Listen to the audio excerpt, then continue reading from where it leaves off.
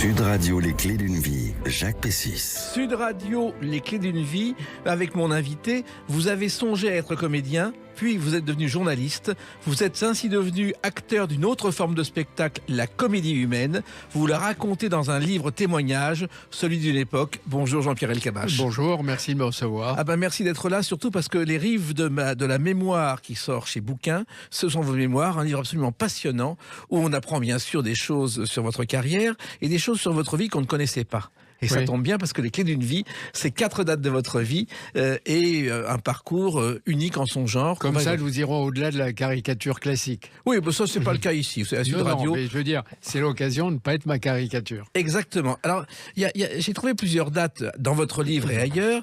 Une date importante pour vous, c'est le 8 novembre 42, le débarquement en Afrique du Nord, car vous y avez assisté. Oui, de loin. Hein. Oui. J'habitais au 5e étage d'un immeuble et nous avions été réveillés, moi j'étais gamin, par des bombardements, des explosions. Et nous étions montés sur la terrasse du 6e et on voyait sur notre gauche au loin des incendies, de la fumée, des flammes, et c'était justement des bombardements qui se produisaient à Merzel-Kibir, qui n'était pas loin de chez moi. C'est bien de me rappeler le passé. Je veux dire que j'ai eu la chance de rencontrer des personnalités hors du commun. On va en parler. Oui. Et d'être mêlé à des événements dont j'étais le témoin qui ont marqué une partie de notre histoire. Mais j'aimerais qu'en me lisant, les jeunes se persuadent qu'avec de l'énergie, de l'audace, un peu de réussite et beaucoup de curiosité, cela aussi est à leur portée. Et j'ai envie de dire à ces jeunes filles et garçons, placez l'espoir avant le mépris, avant la peur d'y arriver. Vous tous, vous pouvez y arriver. Chacun peut construire son destin. N'ayant pas peur et n'ayez pas peur d'oser, faites une sorte de pacte avec l'audace et la confiance. Je veux m'adresser aux jeunes d'abord à partir de ma propre expérience. Voilà, vous avez raison. Donc, les jeunes sont à l'écoute, donc ils vont vous écouter et vous regarder sur notre chaîne YouTube. Alors, vous êtes né à Oran, Jean-Pierre Elkabbach, et Oran, je ne sais pas si vous le savez, est connu au Japon parce qu'un épisode des Chevaliers du Zodiaque, un manga, se déroule à Oran. C'est le chevalier de la licorne qui retrouve le bronze de la licorne. Ben, j'ai de la chance. Alors, votre père, je crois, avait une boutique d'import-export, Jean-Pierre Elkabbach, et il avait une passion qui était le football, qu'il vous a inculqué. Il avait une boutique, comme vous dites, dans ce qu'on appelait à l'époque le village nègre. On ne disait pas le village des Algériens, le village nègre, où se situaient des petites boutiques, des épiceries, avec des épices, avec des olives, avec des piments, tous de couleur, tout ce qui faisait le charme d'une partie de cette ville. Et les Algériens, et on ne les appelait pas Algériens à l'époque, qui habitaient là, descendaient très peu dans la ville, dans le centre d'Oran, parce que ils y travaillaient quand ils descendaient, soit pour être yaouled, c'est-à-dire cireur, soit quand il allait travailler comme domestique chez tel ou tel, mais ils ne descendaient pas en ville. Et la ville portait en elle-même tout ce qui est le symbole de l'injustice. Tout. Et ce que j'ai découvert là, pendant mon adolescence, et qui m'a fait souffrir, qui m'a donné envie de partir. Voilà. Alors, vous êtes quand même resté là-bas quelques années. Donc, le football, votre père, qui était une sorte de sélectionneur avant l'heure, a découvert notamment Larbi Ben Barek, qu'on a appelé la perle noire, et qui est l'idole de Pelé quand même. Absolument, Pelé l'a dit. Et en ce moment, Ben Barek, qui avait vécu et qui est mort au Maroc, a des tas de gens qui sont en train de faire des films sur lui pour le ressusciter, et comme il le méritait. Mais il n'y avait pas que lui. Mon père avait eu un rôle dans l'Olympique de Marseille, dans une première vie.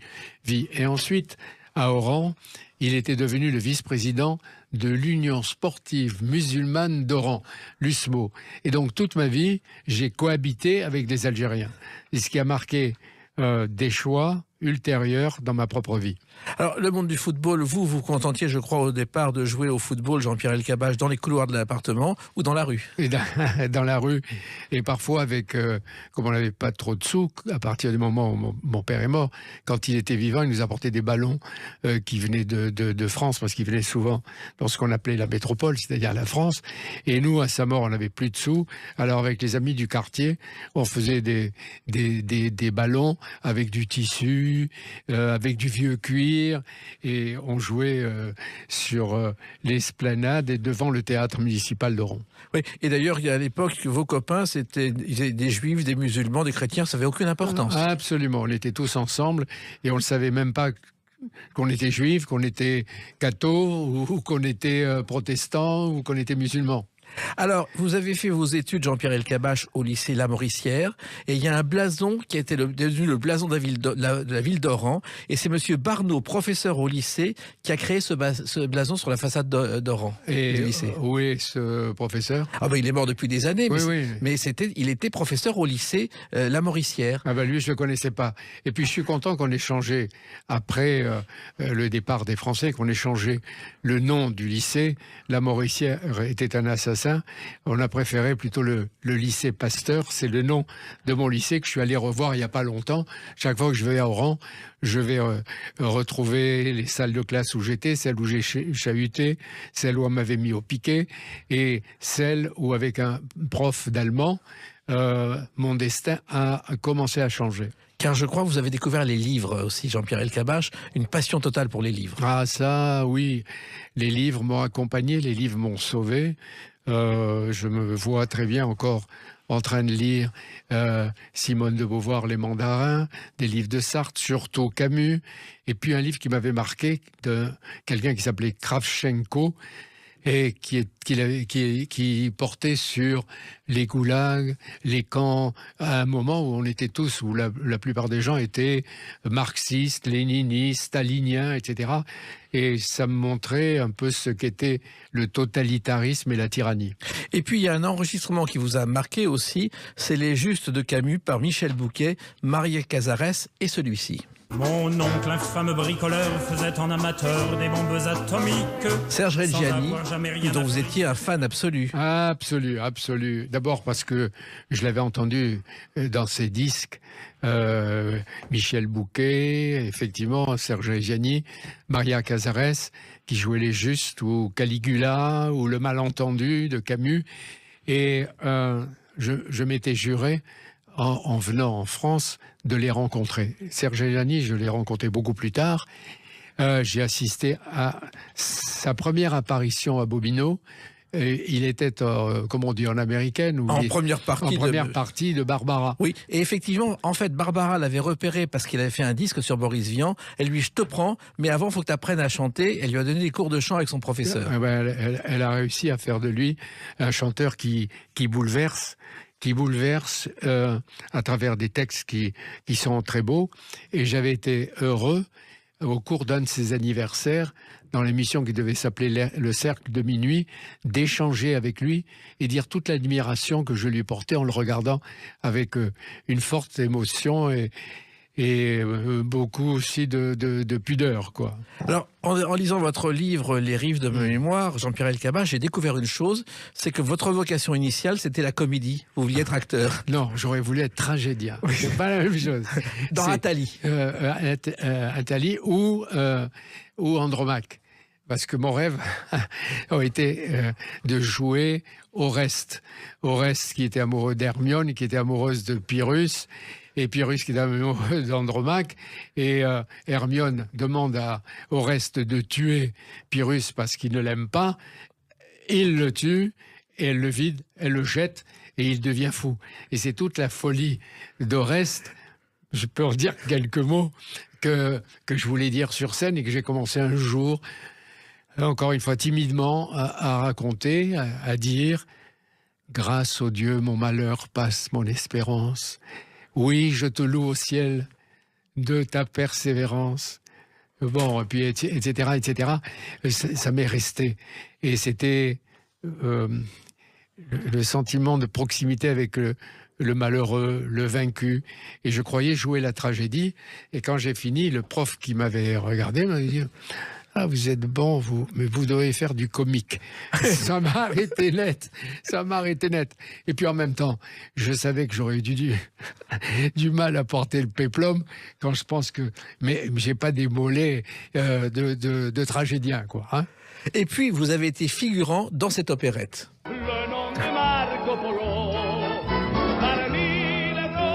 Vous avez été figurant, Jean-Pierre Elkabbach. Luis Mariano. Au Châtelet. Voilà, et vous savez ce que j'étais? J'étais d'abord un bonze avec un ami tunisien. On traversait la Seine, mais comme elle était, c'était l'obscurité, on passait d'un acte à un autre, eh ben on s'est allongé en plein sur la Seine, on s'est mêlé les pinceaux, enfin les pieds, dans la robe des bonzes, et puis après on a été hallebardier. Oui. On tenait un flambeau, et à un moment donné, il allait brûler nos mains. On se demandait, mais qu'est-ce qu'on fait? Et puis ça, je l'ai fait pendant peut-être 15 jours. Il fallait monter, descendre, s'habiller 3-4 fois. On a arrêté, mais parce qu'il fallait gagner un peu d'argent. Et ce que j'ai jamais dit, à une époque, il y avait le salon de l'enfance. Mais vraiment, j'étais fauché, j'étais étudiant, j'ai été pion longtemps, où j'ai beaucoup lu là aussi, et puis j'étais guide au salon de l'enfance. Je portais un uniforme, je crois que c'était un uniforme gris, et on montrait aux gens le salon, on leur faisait découvrir. C'était le salon de Nestlé, il ne faut pas faire de la pub, mais c'était Nestlé. Et c'est là que j'ai découvert, où j'ai retrouvé un ami qui était au lycée avec moi, qui s'appelait Joseph Paltou, que j'allais retrouver plus tard en Algérie, et qui me disait, mais il faut être journaliste, le métier de journaliste. Je voulais le faire, mais j'avais pas les clés à l'époque. Voilà. Eh bien, aujourd'hui, on ne parle pas de Nestlé, mais on va boire du petit lait en vous écoutant avec une autre date, le 17 mai 1958. À tout de suite sur Sud Radio avec Jean-Pierre Elkabbach. Sud Radio, les clés d'une vie, Jacques Pessis. Sud Radio, les clés d'une vie, mon invité Jean-Pierre Elkabbach. Vos mémoires, les rives de la mémoire chez Bouquin est un livre exceptionnel, un livre de plus de 400 pages où vous racontez votre parcours et où on apprend des choses étonnantes. Alors, une chose étonnante, c'est que j'ai trouvé le 17 mai 1958 votre premier reportage qui est archivé à l'INA, une correspondance à Alger. Vous expliquez que l'atmosphère était la détente, le comité algérien de salut public ne donne pas d'informations et le succès de la manifestation de la veille au Forum a été total. Est-ce que je peux corriger? Allez-y. Parce qu'en 1958, j'étais pas encore journaliste. Et les archives doivent garder à cette date. Oui. Mais en fait, j'ai commencé à être journaliste le jour où j'ai entendu mon premier papier. J'étais à Alger, dans les rues d'Alger, avec un transistor sur les oreilles. C'était plutôt en 61. Voilà, mais là, c'est un reportage sur Paris Inter et qui est archivé comme ça. Ah ben oui, mais la date n'est pas la bonne date. C'était un peu plus tard, en 58. Je savais même pas que je deviendrais journaliste, même si je rêvais de ce métier et de la grandeur de ce métier qui allait être ma passion. Oui, enfin, vous avez commencé avec la carte de presse de votre père, je crois. Oui, parce qu'il était correspondant de François, de Paris Presse, et il y avait sa carte avec sa photo. Et à un moment, comme je n'avais pas d'argent pour aller au théâtre, au spectacle, il y avait sur la promenade de l'étang, au Petit Vichy, on appelait ça, une grande salle où venaient chanter Yves Montand, Dalida, qu'on pouvait pas y aller parce qu'il fallait payer. J'ai pris cette carte, j'ai mis ma photo, et il y avait aussi un appareil de photo qui était un Agfa. Je le mettais autour du cou, je faisais le reporter, j'étais merdeux, hein, et j'essayais d'entrer partout. C'est comme ça que j'ai pu aller au théâtre, que j'ai pu aller au stade, et j'ai pu aller assister à ces soirées de chansons et de musique sans payer. Alors, Radio Alger, vous êtes arrivé pour un stage. Il y avait Jean Lanzy, Michel Honorin, Philippe Labro qui débutait, qui venait, je crois, de faire son service militaire au cinéma aux armées, avec Juste Jacquin et Jacques Séguéla. Ah, et en même temps, il faisait des papiers pour François. Exactement. Il était un peu le chouchou du directeur de l'époque, qui s'appelait Georges Drouet. Il était le chouchou, on comprenait d'abord, parce qu'il était ami de Pierre Lazareff, et qu'ensuite, il avait une plume formidable, qu'il était beau, plus beau que la plupart d'entre nous. On était des noireaux avec les longs cheveux noirs. À l'époque, on avait des cheveux, etc. Mais lui venait de notre horizon. Et donc, il était très aimé. Il faisait des papiers qu'on lisait avec plaisir. Alors, il se trouve que vous êtes arrivé au micro de la radio Alger parce que tout le monde s'en allait. Mais pourquoi ils partaient? Parce qu'ils étaient menacés. Oui. C'est-à-dire que la guerre d'Algérie a absorbé, a digéré, a dévoré beaucoup de jeunes journalistes. Quand tel ou tel devait faire un papier pour Paris, il racontait ce qu'il voyait, et de la manière la plus objective quand il y parvenait. Et à ce moment-là, il y avait les pieds noirs ou les Algériens qui n'aimaient pas entendre ce qu'ils entendaient. Et par conséquent, c'était la chasse à ce journaliste. Et donc Paris les appelait. Puis il y en a plusieurs qui sont partis pour ces raisons-là. Et puis mon tour est arrivé. Et c'est là que j'ai découvert, à travers le fait que Paris prenait un de mes papiers, que je commençais à être journaliste. Voilà. Et un jour, lors d'un reportage dans le Bled, vous prenez un jeune autostoppeur totalement inconnu. J'ai quitté mon pays, j'ai quitté ma maison. Gaston Grenassia. Oui. C'est assez étonnant, ça. Oui, il avait sa guitare, il marchait, il faisait chaud.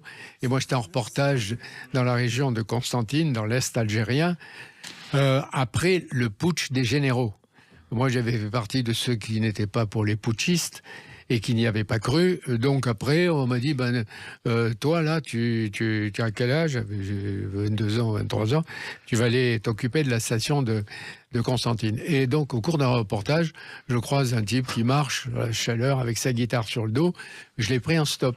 Et comment tu t'appelles? Je m'appelle Gaston, etc. Qu'est-ce que tu fais? Je veux être chanteur. Et dans le petit studio de Radio Constantine, je faisais des émissions avec un journaliste algérien. Et donc, on avait interrogé celui qui est devenu Enrico Macias, à la fois en français et en arabe. Le journaliste algérien lui posait des questions arabes, il répondait. Et moi, de mon côté, je le faisais en français. Et on est restés amis. Et quelques temps après, quand j'étais, moi, à Paris Inter, et qui était à ce moment-là sur les Champs-Élysées, le jour où il est arrivé avec son nouveau nom, Enrico Macias. C'est tout juste s'il pleurait pas. Il dit, mais pourquoi Macias? Pourquoi ce nom? Et on lui a dit, tu peux pas chanter en t'appelant Grenassia.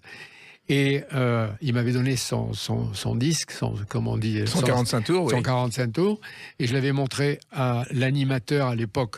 Je ne veux pas donner son nom, mais je m'en souviens. Et il m'a dit, mais celui-là, il n'a aucune chance. Tu peux reprendre le disque, il sert à rien. Quelque temps après, il y a eu 5 colonnes à la une. 5 colonnes à la une, et ça a été le départ fulgurant de mon ami Enrico. Alors, il faut savoir qu'il débutait quand il n'avait pas d'argent le soir dans un cabaret près du Moulin Rouge à 3h du matin, et il passait juste après un autre débutant inconnu qui s'appelait Johnny Hallyday. C'est assez étonnant. Ça explique peut-être les liens qu'ils ont eus l'un et l'autre, et l'un avec l'autre pendant des années. Alors, mais ça montre à quel point Enrico avait cette passion de la musique qui était donnée par tonton Raymond, oui, son oncle, et en même temps comment il est devenu ce qu'il est aujourd'hui, particulièrement aimé par des tas de Français, et pas seulement des pieds noirs, et des Algériens. Et ce qui m'a frappé, c'est que il m'a raconté que l'autre jour, il avait plus de voix, il était aphone. Ça m'était arrivé. Et il m'a dit qu'il a donné quand même son concert, qu'il ne pouvait pas chanter. Et c'est toute la salle qui chantait. Lui, il me dit, je l'ai regardé, de temps en temps, je donnais le la. Alors, il se trouve que vous êtes un pionnier aussi, Jean-Pierre Elkabbach, dans l'information, car je crois que votre arrivée à Paris, vous avez innové en installant dans un bureau de l'Assemblée nationale un petit studio, ce qui ne se faisait pas à l'époque. Ah oui, mais il avait fallu négocier avec celui qui était le président de l'Assemblée nationale, qui était Jacques Chaban-Delmas, et qui, en rigolant, avait dit, bon, puisque vous voulez vous installer, allez là, c'est au 3e étage, c'était à côté des toilettes. Oui. Et quand on allait faire du direct, il y avait un d'entre nous, le technicien, qui se mettait devant la porte des toilettes et qui disait, s'il vous plaît, attendez. Et une fois, on l'avait raté, on a entendu le bruit de la chasse pendant un reportage. Et ça, c'est vrai, c'était les débuts. Oui. Et en même temps, là, on avait innové, on le faisait à l'Assemblée, le débat, on le racontait en direct, les conseils des ministres en direct. Et avant nous, la génération qui nous précédait envoyait des journalistes qui assistaient, qui prenaient une voiture ou un taxi, qui venaient à la radio centrale et qui leur racontaient à ce moment-là. On se dit, mais pourquoi, alors qu'il y a de la technique qui permet de parler en direct, on est obligé de sortir de l'Assemblée ou du Conseil des ministres, prendre un taxi pour la... Et nous, on a imposé peu à peu ce style-là. Que tout le monde a repris depuis, Jean-Pierre Elkabbach. Oui, mais le modèle à l'époque, c'était Europe 1, parce qu'ils avaient une équipe extraordinaire et qu'on essayait avec laquelle on essayait de rivaliser. Et puis, il y a une autre chose importante, vous avez suivi les voyages officiels du général de Gaulle qui duraient 10 jours, c'était presque une caravane du Tour de France. Ça, c'est vrai, qui durait 10 jours quand c'était en France. Oui. Mais je l'ai accompagné, à l'époque c'était l'URSS, ouais. Je l'ai accompagné à Phnom Penh quand il a dit aux Américains faites la guerre, ne faites plus la guerre et faites la paix avec les Vietnamiens, sortez de l'Indochine. Et je l'ai accompagné alors en Amérique latine. Là, il y avait 10 pays. Il était parti 1 mois. Et figurez-vous qu'il devait appeler 1 ou 2 fois par semaine son Premier ministre. 1 ou 2 fois. Imaginez aujourd'hui un président de la République avec 2 ou 3 iPhones et qui appellerait de tout le temps. Et ce qu'ils font aujourd'hui, même quand ils s'éloignent une demi-journée. Et il se trouve aussi que vous avez tenté en vain de l'interviewer parce qu'il n'acceptait rien en dehors des conférences de presse, le général de Gaulle. Oui, et pendant tout ce voyage en Amérique latine, moi qui commençais dans le journaliste, je m'étais dit, si je l'interroge, je vais plus m'affirmer dans le métier. J'ai essayé à chaque ville, j'ai jamais réussi, sauf une fois sur le Colbert, qui est un navire français, un modèle de navire français, et qui était en rade de Rio de Janeiro. Et là, j'ai essayé, et je raconte dans le livre, il m'a regardé de haut, il m'a dit « Qui êtes-vous, mon petit ?» Alors là, je n'ai pas su lui dire autre chose qu'en tremblant, je suis journaliste, et c'est là qu'il m'a dit « nous nous verrons quand nous serons tous ensemble à Paris ». Effectivement, comme vous dites, pour lui, l'important, c'est les conférences de presse. Voilà. Il avait beaucoup d'humour. Un jour, il arrive à un poste de douane et il dit aux douaniers « Messieurs, pour une fois, je n'ai rien à déclarer. » Oui. Mais il était pas... Je pourrais sortir des phrases du général de Gaulle. Il était impressionnant. Ah ça, oui. Et quand on était à côté de lui, je l'ai vu en civil ou en uniforme, c'est le 18 juin 40. C'est l'homme qui avait fait naître la résistance française, qui avait parlé avec Churchill, avec Staline. Et j'étais à côté, c'est pour ça que je le lâchais jamais. J'avais le micro, j'étais tout le temps derrière lui. Un exemple. En Argentine, il visite des tas d'endroits et puis on l'amène dans une hacienda immense. Et pendant 2 heures, on fait tourner devant lui des chevaux, des grands, des petits, des poneys, des chevaux de course. Et il y avait Yvonne à sa droite et moi j'étais entre les deux, et avec le micro. Et Yvonne le regardait comme ça d'en bas vers le haut. Et à un moment, il se penche vers elle et il lui dit « Yvonne, encore un cheval et on s'en va. » Et moi, avec ma femme, Nicole Avril, l'écrivain que vous connaissez, quand j'en ai assez de quelque chose, je lui dis « Nicole, encore un cheval et on s'en va. » Mais vous dites les phrases. Celle de 1961, il y a des événements dramatiques à Alger, des étudiants qui se soulèvent, l'armée qui tire, il y a des blessés, etc. Et dans la nuit, Michel Debré, Premier ministre, obtient d'aller voir le général de Gaulle après 23 heures. Il ne voulait pas être dérangé avant. Et Debré, mon général, le sang coule à Alger. Et de Gaulle le regarde et lui dit « Laissez-le sécher, Debré. » Ça aussi, je l'ai retenu. Parce que quand on est dans la vie, toujours dans nos métiers, et à plus forte raison quand j'ai eu des responsabilités, je me disais, laissez-le sécher, ne t'énerve pas d'impulsivité quand il y a des responsabilités. Des responsabilités, vous en avez eu d'autres, à la radio et à la télévision. On va en parler avec une autre date, le 29 janvier 1973. A tout de suite sur Sud Radio avec Jean-Pierre Elkabbach. Sud Radio, les clés d'une vie, Jacques Pessis. Sud Radio, les clés d'une vie, mon invité Jean-Pierre Elkabbach. Il y a ces mémoires exceptionnelles, Les Rives de la mémoire, chez Bouquin. Un livre où on apprend beaucoup de choses sur l'époque et les époques que vous avez traversées et sur vous. Et j'ai trouvé une date, le 29 janvier 1973. C'est une émission où pour la première fois, vous avez un entretien avec Georges Marchais. Écoutez le générique. Actuel 2. Actuel 2. Qui est une émission que vous avez lancée. Je crois que c'est une allusion à un titre d'Albert Camus. Et ce jour-là, Georges Marchais est là pour la première fois avec Jean Boissonnat, Pierre Sandrichin et Jean-Raymond Tournou et Michel Ponatowski. Ouais, vous avez des souvenirs, et ça, j'avais oublié la date. Mais c'est une manière de montrer que Georges Marchais, je le connaissais avant 1981. Oui. Et avant 79-80, où nous avons fait avec Alain Duhamel les cartes sur table. Je l'avais interrogé aussi à la radio. Il y avait donc quelque chose qui faisait que nous nous connaissions. Et peut-être je lui suis devenu sympathique un jour parce que je faisais une émission en direct du bureau exécutif du Parti communiste. Il avait accepté que je vienne. Et il m'a dit, vous les journalistes, vous êtes tout le temps en train de gagner de l'argent, etc. Hein, par exemple, dites-moi combien vous gagnez. Je lui ai dit, il m'a dit, ah bon, c'est tout.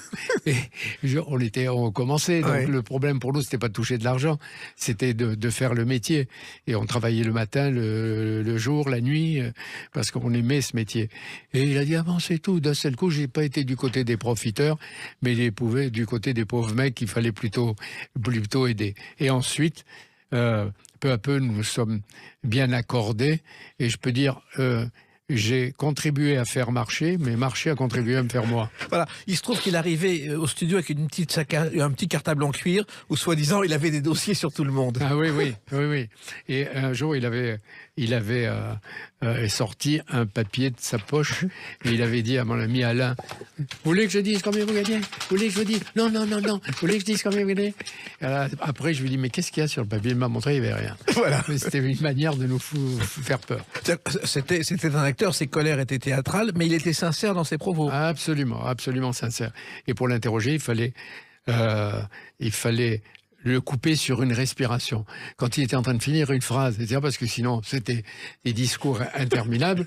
Et au moment où il respirait, est-ce que Mitterrand est un allié commode? Là, j'ai battu le record où il est resté pendant 11 secondes sans pouvoir trouver la solution.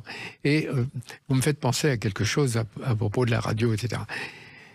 Dans les matinales d'Europe 1, je voulais un jour battre le record d'un journaliste, un confrère de la BBC qui faisait les émissions du matin. À 14 reprises, il a posé la même question à un ministre. 14 fois pour obtenir. Et au bout d'un moment, le ministre s'est effondré, il a répondu. Et moi, j'ai essayé, je suis arrivé, c'était je crois avec Brice Hortefeux, je suis arrivé 7 fois. À la 7e, il m'a répondu. Je suis jamais arrivé à battre le record. Alors, il se trouve que Georges Marchais, il y a des formules qui sont restées dans le genre Liliane fait tes valises. On ne sait pas l'origine et vous la racontez dans ce livre, Jean-Pierre Elkabbach. C'était en Corse. Oui, c'est en Corse, mais ça, il me l'a dit en plateau, parce que je faisais semblant de douter. Il était en train de dire, oui, je regardais Mitterrand, j'ai dit, c'est pas possible. Il est en train de parler de la défense, c'est pas juste. Et moi, j'ai dit, ah bon, c'est vrai ça? Quelque chose comme ça. Comment si c'est vrai, hein? Et il y avait sa femme au premier rang des studios de la maison de la radio, hein? J'ai dit, Liliane, fais ta valise et on s'en va. Voilà, c'est extraordinaire. Il y a des moments comme ça. Thierry Leluron s'en est servi d'ailleurs dans ses imitations. Et il y a eu aussi la phrase Taisez-vous Elkabbach, qui est en fait le titre d'un livre, mais il n'a jamais dit Taisez-vous Elkabbach. On dit qu'il n'a jamais dit, peut-être, mais en fait ça m'est égal, parce qu'il a dit tellement de fois des propos qui ressemblaient à ça, ou alors... il faut vous mettre Elkabbach dans votre petite tête que moi aussi j'ai un cerveau. Bon, mais il y avait toutes les formules. Laissez-moi parler. Si vous me coupez la parole, je m'en vais. Enfin, j'ai entendu 50 fois et ça valait bien le taisez-vous. Voilà, il faisait les réponses de son choix. C'était pas un problème. Alors, il y a quelqu'un aussi que vous avez découvert avant tout le monde, et on en a parlé depuis quelque temps, car vous êtes un pionnier du féminisme en ayant interviewé Gisèle Halimi, je crois, Jean-Pierre Elkabbach. Je ne suis pas un pionnier, elle existait déjà. Oui, non, mais un pionnier de l'information. Oui, elle existait. Moi, je l'admirais parce que à 28-29 ans, elle défendait devant les tribunaux d'exception militaire en Algérie des Algériens du FLN qui allaient se faire guillotiner. Et elle en a sauvé quelques-uns, d'autres, elle n'a pas pu les sauver. Donc, j'ai toujours, autant que j'ai pu l'accompagner, et elle connaissait beaucoup Nicole Avril, qui l'a fréquenté jusqu'au dernier moment, elle et son mari extraordinaire, Claude Faux, qui était avocat et qui a renoncé à être avocat pour soutenir sa femme. Elle disait de lui, c'est le premier féministe de France. Voilà. Vous ne pensiez pas qu'elle deviendrait aujourd'hui un symbole à cette époque? Non, mais elle le mérite. Et c'est elle qui a rendu d'une certaine façon possible Simone Veil et la loi Veil. Mais je n'oublie pas que dans cette bataille, il y a eu des hommes qui sont intervenus, comme le médecin gynécologue qui s'appelait Pierre Simon, ou surtout le député Lucien Neuwirth, qui avait toute une expérience avec le général de Gaulle, qui serait trop long de raconter. Alors, et qu'on découvre dans votre livre. Alors, il y a aussi une chose, c'est que le journaliste que vous êtes a le sens de demain, et vous avez été aussi un pionnier en tant que journaliste de l'écologie, en interviewant René Dumont, que tout le monde prenait pour un fou. Exactement, le prenait pour un dingue. Et j'ai commencé à l'interroger vers 72, 73, avant qu'il soit candidat. Et quand il était dans cette émission Actuelle 2, un jour, il avait montré un verre d'eau, et il a dit, oui, ça, un jour, ça coûtera tellement cher que vous n'en aurez pas. Faites attention. Et la voiture, essayez d'en prendre moins, parce que, etc. Il avait dit tout ce qui représente aujourd'hui les programmes des Verts, quand ils font vraiment de l'écologie. Et puis, il se trouve qu'il y avait à cette époque un autre fou, Guy Mouna, qui était une sorte de clochard philosophe, écologiste avant l'heure, qui se promenait dans Paris et qui dormait à la Belle Étoile et qu'on appelait le sage des temps modernes. Lui aussi était un pionnier de l'écologie. Absolument, absolument. Alors, il y a eu la télévision ensuite, après la période radio, parce que vous avez connu mai 68 comme tout le monde, une période difficile. Et puis, la télé, il y a eu des allées et des retours en permanence. D'abord, vous arrivez à la télé comme journaliste, vous faites pas que des amis, et puis vous êtes viré en 74, vous revenez 2 ans plus tard, ça n'a pas arrêté. Oui, mais ça a l'air simple. Ça a l'air simple.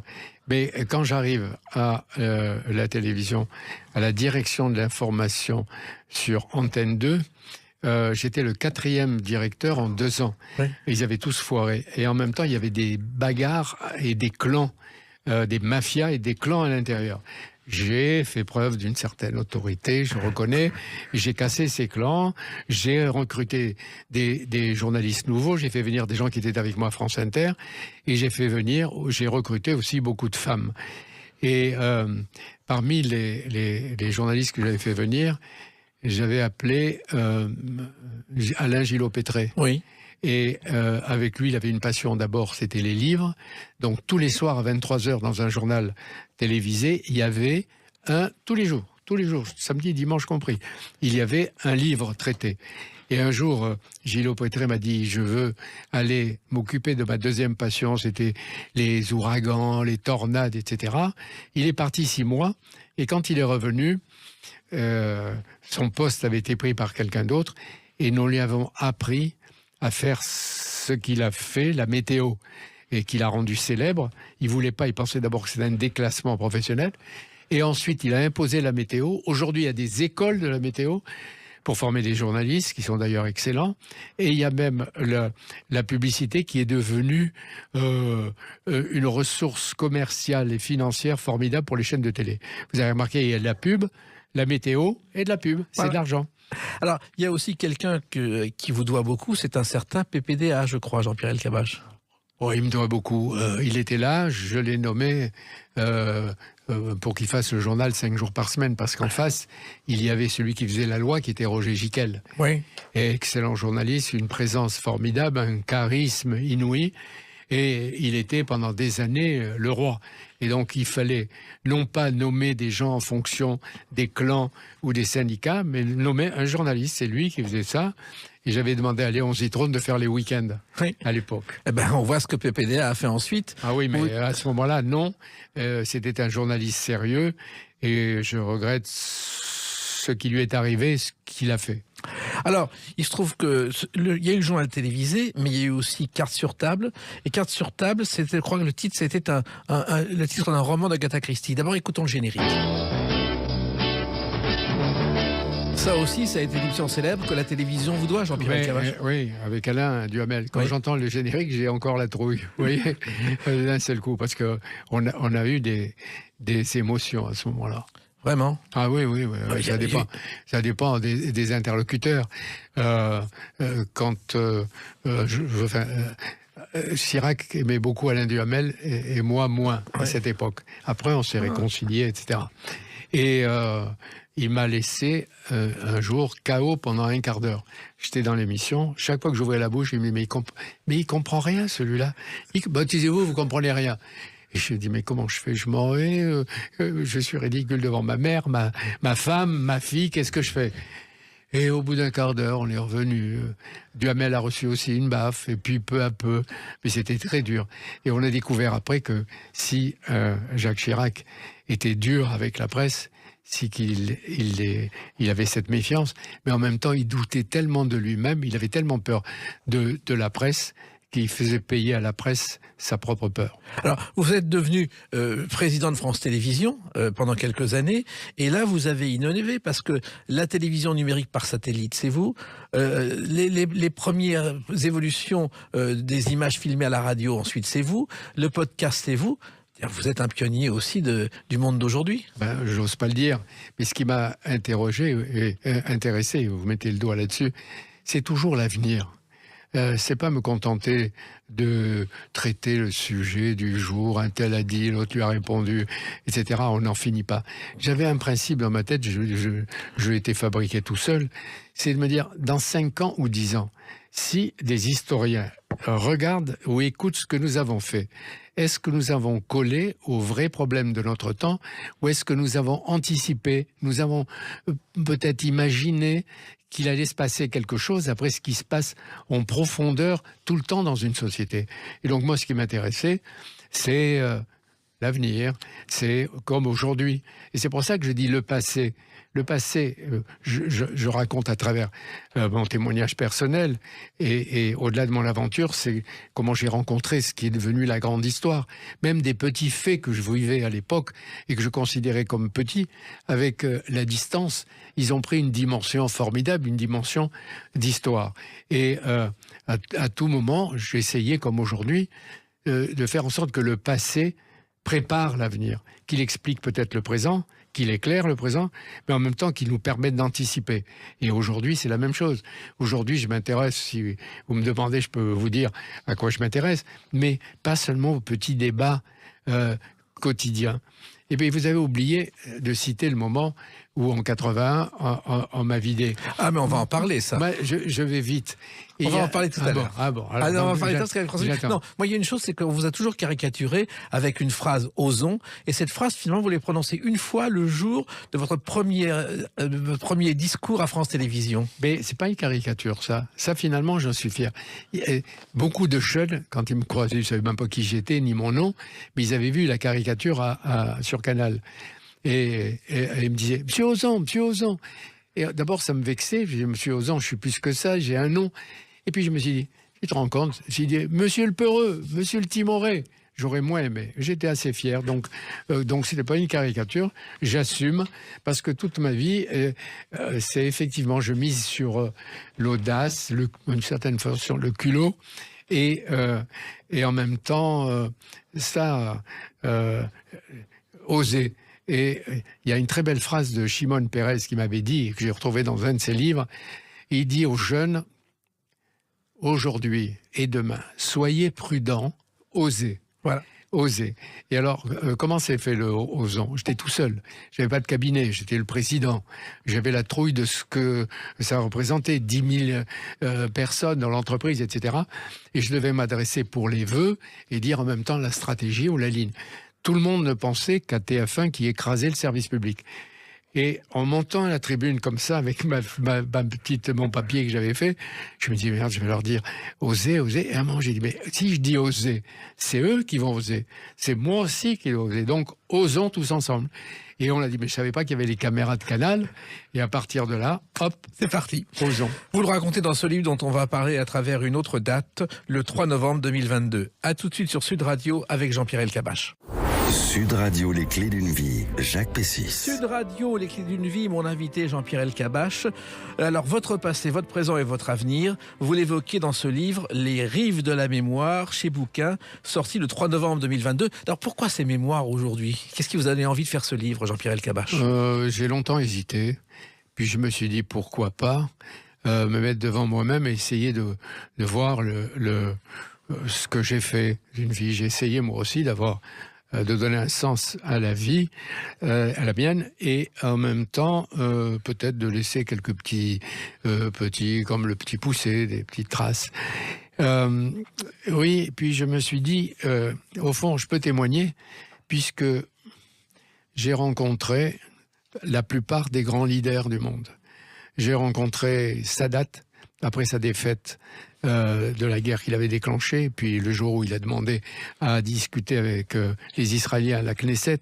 J'ai rencontré Hafez el-Assad, le père du bourreau, qui était lui aussi un bourreau, Arafat, Mandela, Gorbatchev plusieurs fois, qui mérite l'admiration, Willy Brandt, que sais-je, Madame Thatcher, Nixon, Poutine, je les ai tous vus. Mais en même temps, des anonymes, et des anonymes, et des gens qui étaient anonymes et qui ne le sont plus parce qu'on les a mis en forme, en route à travers la radio et la télévision, et des gens qu'on ne me cite pas, que j'ai vraiment aimé.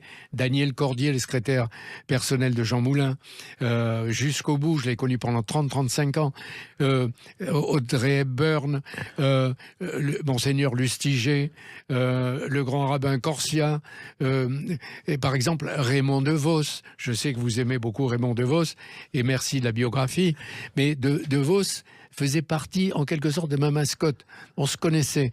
Et quand je tombais de cheval et que je revenais longtemps après, pour recommencer, il y en avait 2 mascottes. Monseigneur Lustiger et Raymond DeVos. Il me dit, je viens t'aider, on va sortir de la panade, on va rigoler. Et puis voilà, je les ai dans mon cœur. Et vous avez d'ailleurs assisté à quelque chose de rare, une conversation entre DeVos et Brassens. Absolument. Et j'ai déjeuné à ce moment-là chez DeVos. Il m'avait montré dans une petite salle tous les instruments de musique. Il dit, la plupart des gens croient que c'est facile de faire rire, mais c'est du travail. C'est du travail. Je vais le retrouver là, sans doute. Alors, il se trouve que Brassens adorait DeVos. Il disait, c'est le seul fou que je connaisse vraiment. Et il disait, je vais à 2 générales, la mienne et celle de Raymond DeVos. Oui, il a raison. Il fallait peut-être aller aussi à la première de Barbara, oui, ou de Reggiani, qui le méritait. Alors, vous parliez de François Mitterrand. C'est vrai qu'en 81, vous êtes viré par la gauche qui arrive au pouvoir, Jean-Pierre Elkabbach, mais vous avez conservé des liens avec François Mitterrand en le voyant régulièrement. D'abord 81, puis j'ai été vidé 4 fois, et j'ai trouvé il n'y a pas longtemps une phrase de Victor Hugo. Il dit « Les chacals viennent mordre le lion quand il est mort. Mais quelquefois, il croit qu'il est mort, il n'est pas mort, le lion. » Alors, François Mitterrand, je connaissais avant 81, et quelques mois après sa victoire, et ce qu'on m'avait fait, puisque j'étais à la NPE, c'est-à-dire au chômage, et j'allais pointer au chômage, il m'avait appelé, et à partir de là, on a eu des conversations régulières, soit avec Alain Duhamel, soit tout seul, pendant 5 ans, et sans que personne ne le sache. Et moi, on m'en voulait. On me faisait des difficultés. On ne me laissait pas travailler. C'était l'époque. Aujourd'hui, on est plus sournois. Parce que je ne connaissais pas, pensait-il, François Mitterrand. Jusqu'au jour où un journaliste de France 2 m'a vu sortir du bureau de François Mitterrand, qui me tenait par l'épaule et qui me serrait la main en me disant « Alors à bientôt ». Le journaliste est tombé des nues. Il me dit, c'est pas possible. Il est allé le raconter, et c'est comme ça que certains ont recommencé à me proposer de faire des émissions, de participer à ceci ou cela, ce que je refusais tout le temps. Bien sûr. En même temps, Mitterrand vous doit beaucoup, car je crois que c'est lors d'un rien. parce que c'est lors d'un débat sur la peine de mort peut-être qu'il a gagné l'élection. Oui, mais c'était pas un débat sur la peine de mort, c'est un débat général. Mais le jour même, la presse disait 63% des Français refusent l'abolition de la peine de mort. Et on a posé avec Alain la question à François Mitterrand. À partir de là, lui a dû penser, parce que c'était un moment de grande sincérité, il était en contradiction avec ce que pensait l'opinion publique en général, et il pensait que ça l'avait peut-être fait gagner l'élection, puisque 5 ans après, il m'invite à peu près le même jour à déjeuner. Mais c'est ceux qui sont autour de lui qui se sont précipités sur Alain Duhamel et moi en me disant « Vous vouliez le piéger, vous le paierez ». Et c'est vrai qu'on l'a payé après. Alors que vous ne l'avez pas piégé. Et puis il se trouve aussi qu'un jour, vous expliquez à François Mitterrand que Édouard Balladur rêve de devenir Premier ministre et il n'y croit absolument pas. Ah oui, oui. Il me dit « Vous n'avez rien compris à la politique ». D'ailleurs, souvent, il me le disait. Mais quelquefois, il avait raison, mais pas toujours. Et je lui dis « Mais… Et Édouard Balladur, avec qui j'avais fait un livre, il m'avait demandé de faire un livre d'entretien. Je lui avais dit, mais je suis pas chiracien, je suis pas... Il m'avait dit, ça fait rien. Mais on a fait un livre de dialogue très dur, et qui était bien. Et au cours de ces conversations, un jour, il me disait, mon rêve, c'est de finir ma vie publique et politique en étant le Premier ministre de François Mitterrand qui est malade. Et à ce moment-là, la cohabitation se ferait dans les meilleurs termes. Alors je me suis dit, peut-être, d'autant plus que le président est malade, il va être peut-être de plus en plus malade, autant que pour l'intérêt de la France, qui m'intéressait moi.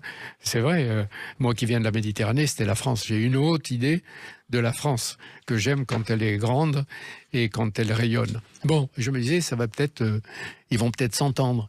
Et je l'avais dit à Mitterrand, il ne comprenait rien. Ce n'est que le marchepied de Jacques Chirac. Il veut encore que Chirac soit Premier ministre. Je lui dis, mais non. Et il m'a envoyé balader souvent. Et un jour, il m'a dit, alors, comment va votre baladure ? Et je lui ai répondu, mais ce sera peut-être bientôt votre baladure. Et c'est ce qui s'est passé. Voilà. Alors c'est assez étonnant aussi ce qu'on apprend dans ce livre, c'est-à-dire que comment vous l'avez convaincu de vous raconter sa vie à la télévision. C'était pas évident là aussi. Non, je reconnais. Nous étions à Brégançon. La seule fois où j'ai vu Brégançon, il m'y avait invité. Et on se promenait avec Jacques Pilan, son collaborateur et un stratège de communication formidable, et incomparable, et qui n'a pas trouvé de successeur. Et Mitterrand, je lui dis, mais dans quelques mois, ça allait être en mars, avril, on était en janvier, la gauche va être battue, le PS va être battu, il y aura une défaite. Il m'a arrêté, il m'a dit, pas de défaite, un désastre, une débâcle, et ça sera bien fait pour eux. J'ai dit, ah bon ? J'ai dit, mais à ce moment-là, si à cohabitation, vous ne pourrez pas autant parler que maintenant. Et je lui ai proposé, il me dit, qu'est-ce que vous voulez me faire parler ? Vous voulez sortir ça après ma mort ? Je dis, non, après que vous ayez quitté l'Élysée. Et c'est comme ça que c'est noué, j'ai attendu, j'ai négocié, j'ai pas arrêté jusqu'au moment où il a accepté. Et on a discuté, je crois avoir 25-30 heures de conversation personnelle avec lui. Les derniers temps, on n'a pas pu terminer parce qu'il était trop malade. Alors j'allais m'asseoir à côté de lui et je le faisais parler ou je l'écoutais. Et je veux dire, j'ai beaucoup appris. Mais Mitterrand, on a tort, François Mitterrand, quand on me parle de ça, de la maladie, de la mort, il ne faut pas le résumer à ça. Mitterrand, il y avait les conneries, la cruauté avec laquelle il a traité des gens pendant l'époque où il était ministre de l'Intérieur ou ministre de la Justice. Mais après, il a représenté l'alternance, après 23 ans de pouvoir gaulliste, etc. L'alternance. Puis à 2 reprises la cohabitation. Puis il a fait vivre les institutions du général de Gaulle. Il les avait critiquées, démolies. Il dit, il nous conduit dans la dictature. Et d'un seul coup, il les habite comme si elles avaient été écrites et préparées pour lui-même. C'était un homme de culture. Le Louvre, la bibliothèque François Mitterrand, l'Arche de la Défense, et puis Montaigne. La photo avec Montaigne, c'était un homme de culture. Et c'est pour ça que quand on allait le voir, ou moi en tout cas j'allais le voir, il y avait intérêt à avoir lu avant. Parce que il forçait tellement les gens à s'exprimer sur le fond qu'il nous élevait d'une certaine manière. Et avec beaucoup de précision. Et il y avait Jacques Chirac. Jacques Chirac avait une grande culture que vous avez découvert à l'île Maurice, curieusement. Oui, bien sûr. Bon, d'ailleurs, c'est lui qui nous avait trompés, parce qu'il avait assez de l'entourage du journaliste qui le suivait partout et qui lui disait « Quelle est la musique que vous aimez, M. Chirac ?» La musique militaire, la fanfare. Et beaucoup sont restés à cela. Jusqu'au jour, on a compris que c'était pas du tout ça, que son extraordinaire culture des mondes africains, asiatiques, s'est déroulée, on l'a compris peu à peu. Et moi, un jour, je l'ai croisé en vacances à l'île Maurice. Il était venu, moi aussi, on s'est retrouvés là. Je me suis dit, là, on s'est vu, il est venu 2-3 ans. Et c'était d'abord le Jacques Chirac vaincu, celui qui disait « je vais ouvrir une boutique d'antiquité ouais. ». Je ne le croyais pas du tout. Et puis, peu à peu, il a démontré sa culture, et là est né sur le sable, je ne vais pas le raconter, ce serait trop long, ce qui est devenu le musée Jacques Chirac des Arts Premiers. Et j'ai assisté là, sur le sable, au plan, à l'architecture de ce musée qui ne pouvait naître que si Jacques Chirac devenait président de la République. Et vous le racontez dans ce livre, vous racontez comment grâce à vous, il a rencontré Jacques Kershach, qui a été à la base de tout ça. Et puis, en même temps, un jour, vous l'avez entendu chanter ceci. Les bâtonniers de la Volga par l'armée rouge. Vous êtes entendu Jean-Pierre Elkabbach, il a chanté ça? Oui, c'est dans la voiture, il y avait un chauffeur, il était à côté, et derrière, à l'arrière de la voiture, il y avait Nicole Avril, Bernadette Chirac et moi.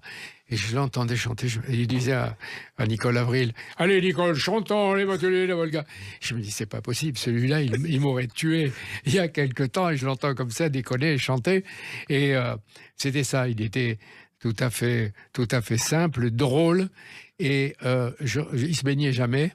Et il disait, je veux pas nager parce que je vais tous vous battre. Quand j'étais jeune, j'étais champion de je sais pas quoi. Bon, mais il lisait, il arrivait, il sortait sur la plage, un livre. D'abord à son petit cartable, il sortait un livre. Et un jour, je lui ai dit, mais qu'est-ce qu'il lit? Parce qu'il avait des fiches, et il écrivait, il se faisait des fiches sur la plage. Je suis allé voir, c'est un livre sur la préhistoire. Et c'était ça, Chirac. Comme à la fin de sa vie, un jour, Jérôme Monod, qui était un de ses proches, est entré dans le bureau et il a vu Jacques Chirac fermer un tiroir.